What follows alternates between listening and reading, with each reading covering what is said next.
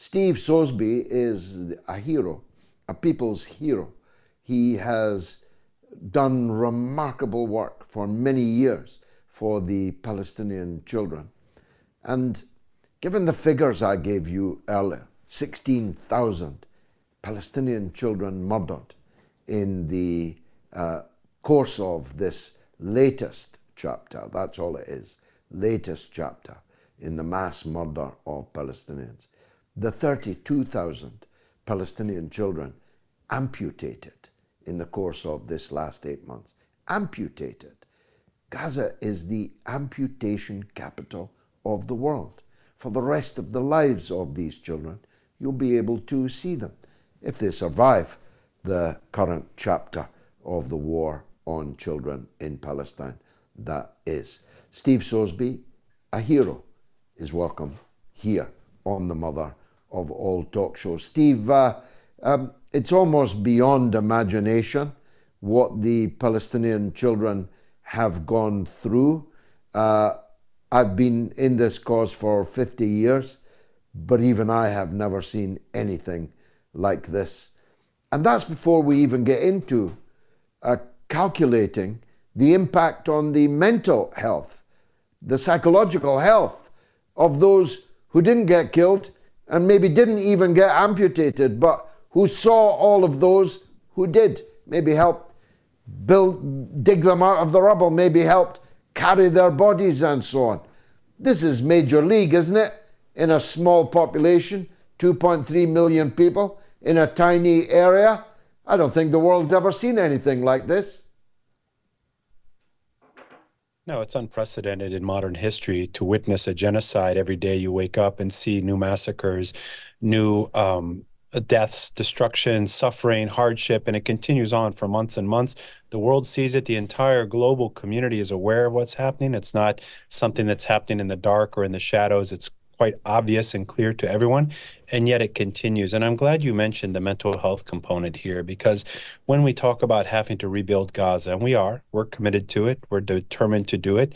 Gaza will be rebuilt, but we have to rebuild the hearts and minds of the people there as well. Not only what they've experienced since October, and before that, as you said, this is just a chapter. It's been going on for years and decades and generations. The whole entire population, the 2.3 million people of Gaza, every single one of them is traumatized. Every single one of them has experienced something that none of us can possibly imagine as human beings, witnessing so much death and destruction and suffering and hunger and brutality and hopelessness every single day. We've never seen that in modern history. Those people, and no, I think, captive population have ever gone through this, at least not in modern history. And it's our responsibility to rebuild and repair not only Gaza as a physical structure, but the people there who deserve the love and compassion and support and solidarity of the international community, that we stand with them, that the murder and killing of the 16,000 children and the 32,000 amputees and the millions of now mentally suffering people there, it's our responsibility. They've been treated as if their lives don't matter. The entire international community, all of us have blood on our hands, whether you're American, British, from any place on this planet. Nearly every country has some culpability in this genocide. And it's up to us as individuals and as citizens of free societies and as decent, peace-loving, justice-loving people to stand up and say enough and to serve the Palestinian people, particularly the children there, for as long as it takes to heal their wounds and repair what's been done. Perfectly put, Steve. Before I go on to what it is that you're doing and how people can help you, how do you account for the fact? Because there are not many options as answers to this question. How do you account for the fact that in the modern age, where everyone could see it happening in real time, without even having to switch the television on, you can watch it on your telephone, and many millions of people do. How do you account for the fact that they got away with it, that Israel got away with it, that the Western governments that made it possible for Israel to get away with it? How is it possible for all these children to be slaughtered, all these children to be mutilated and maimed, yet nobody lifted a hand to stop it? How do you account for that? Well, I'm George, you're far more educated and smarter than me on how politics works, but I can just give you my assessment and my kind of view, which is they've gotten away with it for now, but we've seen a groundswell of support all over the world. You've seen it even in the United States, where they've done their best to kind of dehumanize Arabs and Muslims and Palestinians for generations and generations, making it possible to kill their children graphically and openly, as they have been doing. And yet now you see a groundswell of support that we've never seen before. I've been doing this for more than 30 years, serving the Palestinian people and the Palestinian cause in a positive way. I've never seen the amount of support, particularly in the young people. And I think it's a generational issue. As soon as this older generation is out of power, the younger generation coming in to replace them are far more plugged into the realities and the truth of what's happening globally and in Palestine, and will be making significant policy changes when it comes to the Middle East. Now, that doesn't have much bearing on what's happening today or changing the lives of the children and the people of Gaza today, but I am optimistic that in the long run, justice will prevail. Now, to get to that point, we have to help our brothers and sisters in Gaza to survive. This is an existential crisis for them. And that's where the real challenge and the struggle exists today. It is questionable. I think there's a disconnect between governments and between the people, and that even in democracies that happens. You have in the United States, where I'm from, you have a strong disconnect between the actual people in power and those who actually, and then common citizens or people in the streets. And that disconnect is probably going to cost President Biden the election. I think that the young people in this country, in the United States, are not going to come out with any kind of enthusiasm and passion to the polls in November to support him. And that's mainly because of his position on this crisis in Gaza, on this genocide, that he has continued to provide the 2,000-pound bombs, which are killing dozens and dozens of people per every time they drop one. And I think that's a positive thing, not positive in the sense that, the alternative is even a worse candidate, but that there is accountability for decisions that are being made that support unlawful, unethical, and immoral decisions and policies that cost, as you said, 16,000 children their lives. And I'm happy for that, because that will start hopefully to impact people in the future, politicians, to make the right decision and do what's right for the long term and even in the short term, and not just think about their cynical political positions or power, how they can stay in power in the short term. Now, tell us in a nutshell, if you would, Steve, what HEAL is doing and how our audience can help you. Thank you, George. Yeah, so HEAL Palestine was set up in January of this year. I started PCRF, my previous organization, back in the first Intifada, and that was really dedicated to helping deal with what the conditions were like during those last 30 years, and they were bad enough. And we've seen plenty of bombings in Gaza. We've seen much destruction, much suffering, not only in Gaza, in the West Bank for our Palestinian brothers and sisters in the refugee camps in Syria and Lebanon and Jordan.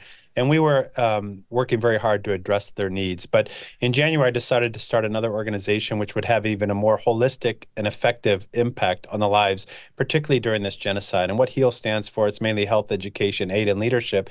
And those first three areas are pretty straightforward. In health, we have 12 injured kids right now being treated outside, many more coming for free care they can't get inside. That's just a drop in the bucket. But what it does is it empowers our communities abroad as well to take care of them, to be involved. One of the main challenges we face as a community, in my opinion, is not only staying focused in ways that we can be involved, because as you probably know, George, you're one of the main activists on this issue.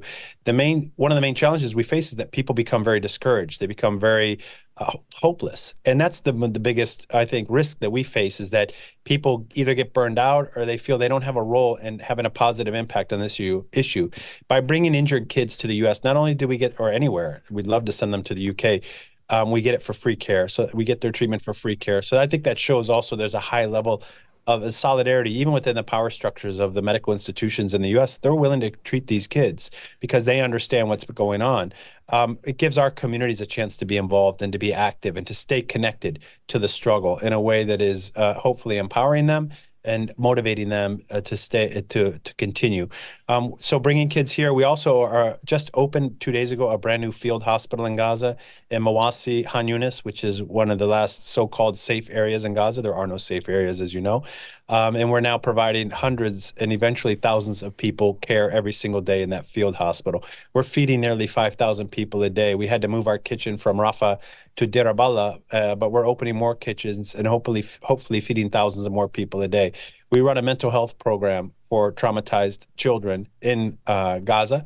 We have a mental health team there that are addressing their needs either through group therapy or individual one-on-one therapy, not only for the children, but for the mothers.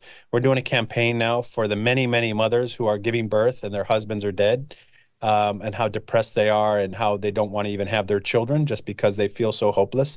We're doing a program for them, special program.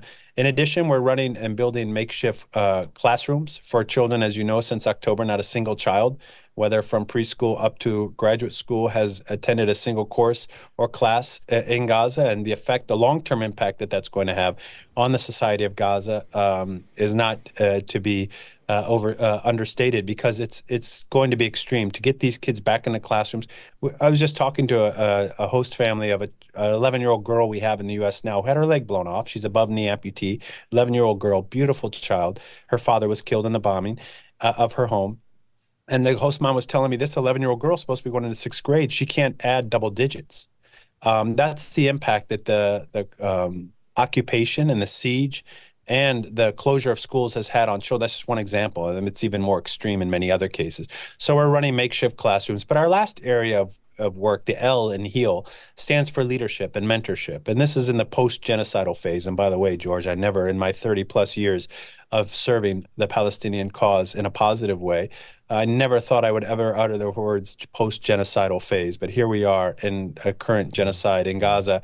When this genocide is over, and it will be over one day, God willing, we have to rebuild. And one of the areas that we're going to really focus on is taking responsibility for these thousands, tens of thousands of orphans, tens of thousands of permanently disabled children, and helping to rebuild their lives, not in the short term, but in the long term, taking responsibility for them and connecting them to people all over the world who can help guide and mentor them and open doors for them, give them a sense of self-esteem and also opportunities in their life to become independent, not to become waiting for their government or for any NGO or any organization, charity, to feed them and clothe them and house them.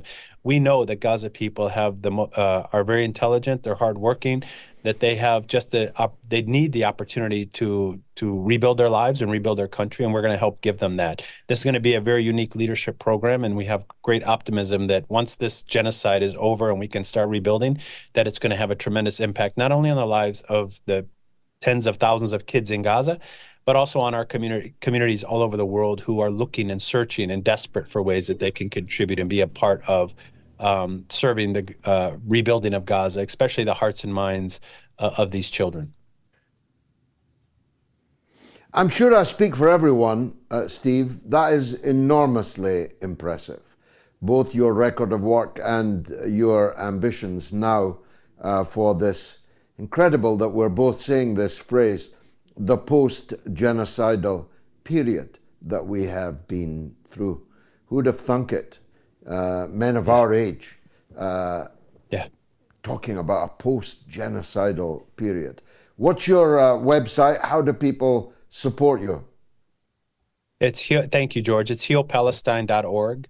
That's our website. They can reach out to us. They can contact us through volunteer at healpalestine.org. If they're looking to get involved and be involved in our work, we have medical teams going over to our field hospital. We're bringing more injured kids out for treatment they can't get otherwise.